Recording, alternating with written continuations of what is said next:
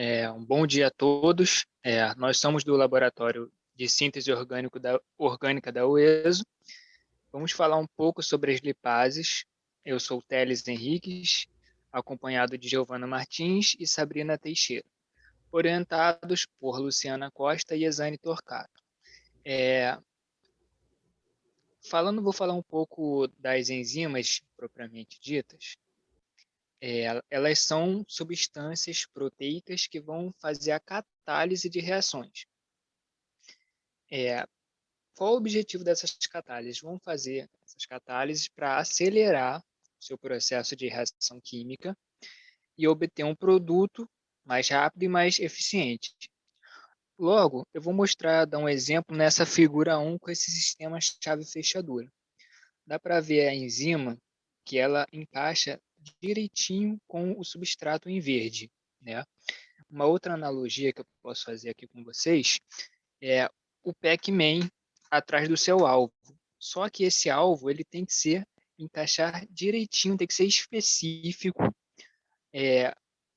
a enzima, né? No caso, falando dessa figura 1. Quando o substrato, em vez de se encontrar com a enzima, se encaixar, vai acontecer todas as suas modificações e formar o produto desejado, né? Agora falando das lipases em si, elas são enzimas hidrolíticas, né? Também conhecidas como glicerol éster hidrolases. E o seu substrato para ocorrer essa reação enzimática mostrada ali na figura 1 são os triglicerídeos, também conhecido como as gorduras. Essas lipases também são bastante conhecidas no nosso organismo como sendo utilizadas como quebra de gordura quando a gente ingere na nossa alimentação. Elas quebram as gorduras e são reduzidas em gorduras menores ou quilomicrons, né? Agora, falando do sítio catalítico, ela é formado pela tríade serina, histidina e aspartato, que vai ser onde o substrato vai se ligar para ocorrer a reação enzimática. Esses três são 3 aminoácidos que são específicos para a lipase. E grande parte dessas lipases elas possuem uma tampa hidrofóbica que vai recobrir o sítio ativo, que vai ser onde o substrato vai se ligar para ocorrer a reação. Nessa imagem ao lado aqui, foi uma imagem ilustrativa da lipase tridimensional. Agora, falando da atuação das lipases, elas vão realizar a hidrólise das ligações ésteres carboxílicos, que são substâncias orgânicas, né, de acilgliceróis, formando ácidos graxos e glicerol. O que seria isso? Eles vão fazer a redução dessas moléculas de ésteres carboxílicos em ácidos graxos e glicerol.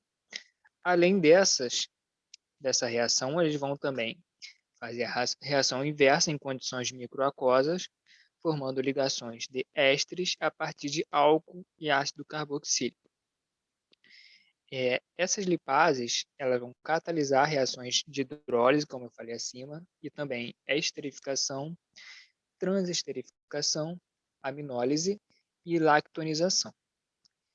E como vai ser mostrado posteriormente, vão participar de diversas aplicações nas indústrias, por isso que ela é bastante utilizada e abrangente também essas enzimas lipases.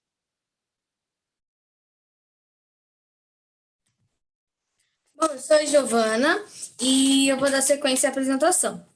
Como o Teles apresentou, né, as lipases, elas apresentam diversas atuações em reações químicas e agora eu vou apresentar algumas aplicações dessas enzimas nas indústrias. Como vocês podem ver, na figura número 3, as lipases podem ser de diferentes origens, né, como diferentes fungos, bactérias, e elas estão presentes em todas essas indústrias da ilustração. E como exemplo, eu trouxe essas 6 atividades.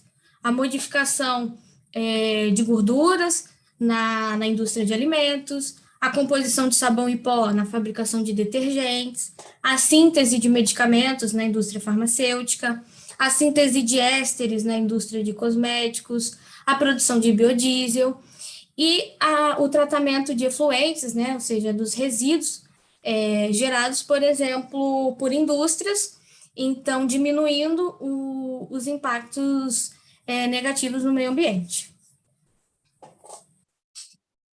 Nesse slide, eu trouxe mais exemplos de aplicações industriais das lipases, como melhorar o aroma dos alimentos e das bebidas, contribuir na fragrância dos perfumes, dentre outros.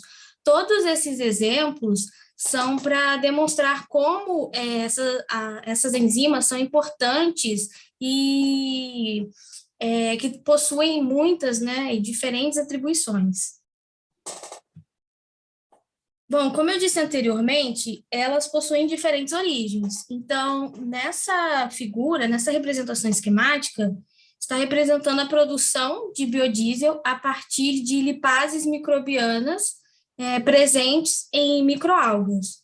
O biodiesel é uma fonte de energia alternativa ao combustível convencional e é melhor para o ambiente, porque é biodegradável, tem baixa toxicidade e é renovável. E a maior vantagem de se utilizar as lipases microbianas é que elas têm a capacidade de utilizar muitas gorduras, né, para essa produção. Então, resumidamente, são realizadas essas etapas. Então, aqui tem a figura das microalgas, e aí delas vai ser extraído o solvente orgânico. Esse solvente orgânico, ele passa pelo processo de separação da fase líquida e da fase sólida, e depois pelo processo de purificação, e então é submetido à imobilização enzimática, que vai ser melhor explicado mais à frente, depois a transesterificação, até que seja produzido o biodiesel. Bom, em relação à estabilidade das lipases, elas não requerem cofatores, ou seja, não precisam de uma determinada molécula se ligando para ativar ou inativar suas atividades. Elas atuam em pH relativamente grande, apresentam especificidade, regioquímio e enantioseletividade, são estáveis em soluções aquosas neutras à temperatura ambiente, possuem atividade ideal em condições brandas de temperatura e são estáveis especialmente em solventes orgânicos.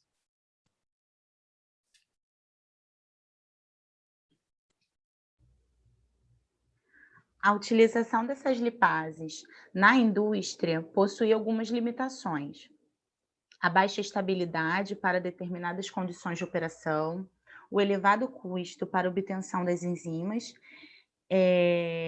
porque elas são produtos de alto custo, elas são caras, e o custo para separar a enzima do seu substrato de produto final no fim das reações, que é feito por meio do processo de purificação. Zanin, 2004, afirma que a imobilização enzimática é basicamente um procedimento... Ele afirma que a imobilização apresenta-se como uma alternativa atraente, possibilitando produzir biocatalisadores mais estáveis e com boa especificidade ao substrato, eliminando assim algumas restrições do uso das enzimas em processos industriais.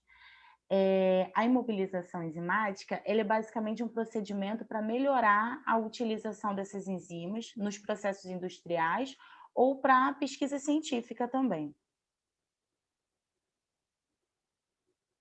Segundo Santos, 2004, a imobilização de enzimas se caracteriza pelo confinamento ou localização física desta macromolécula em determinada região de espaço definido, permitindo sua utilização repetidamente e continuamente, devido à facilidade de sua separação do meio reacional e aumentando a rapidez e exatidão do processo. Bom, de uma forma mais simples, a imobilização de enzimas é o ato de fixar as lipases em suportes sólidos. Mais à frente, veremos os tipos de suporte para fixação dessas enzimas. Os métodos de imobilização enzimático podem ser divididos em 3 grandes categorias: por interação física da enzima com o suporte, que é a dissorção, falaremos mais à frente dela; por interação química, que acontece por meio das ligações iônicas covalentes e cruzadas; e por encapsulação, que é a retenção física da enzima no suporte. Pode ser feita em matriz polimérica ou em microcápsulas membranosas. E o que vai determinar qual método de imobilização a ser escolhido é o tipo de aplicação que aquela determinada enzima vai ter na indústria ou na pesquisa científica.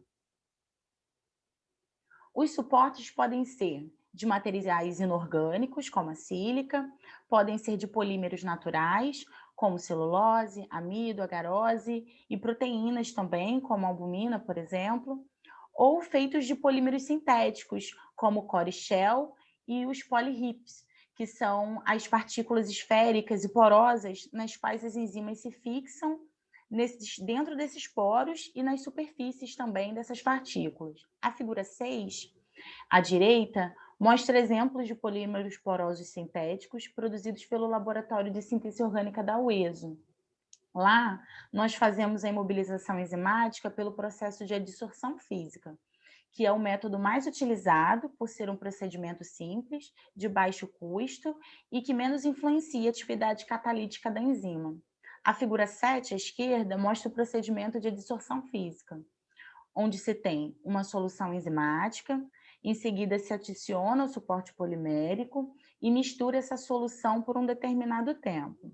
Durante a agitação dessa solução, as enzimas se fixam no suporte dos polímeros e na superfície desse suporte e dentro dos poros desses polímeros também. E ao final se obtém um biocatalisador heterogêneo, que é diferente do meio reacional, por isso que ele recebe esse nome. E essa característica facilita a recuperação desse catalisador, desse biocatalisador, no final das reações industriais. Quanto às vantagens e desvantagens da utilização de enzimas imobilizadas. Vantagens: possibilidade de melhoria da atividade e estabilidade enzimática, reutilizações dessas enzimas e fácil separação da enzima de seu substrato no produto final. Desvantagens: perda de atividade durante a imobilização e acessibilidade ao sítio-alvo, que podem ocorrer pela variação de temperatura e pH durante a mobilização ou por fixação de enzimas inativas ao suporte. Imobilidade restringida. Isso porque as enzimas estão agora adsorvidas ao suporte, né? O que diminui a sua mobilidade. Com isso, podemos concluir que as lipases imobilizadas têm por finalidade atender demandas científicas, principalmente visando a aplicação industrial. Há significativos avanços científicos nessa área que continuam a se desenvolver e se desenvolve principalmente no sentido de aumentar a estabilidade, a atividade e aproveitamento enzimático.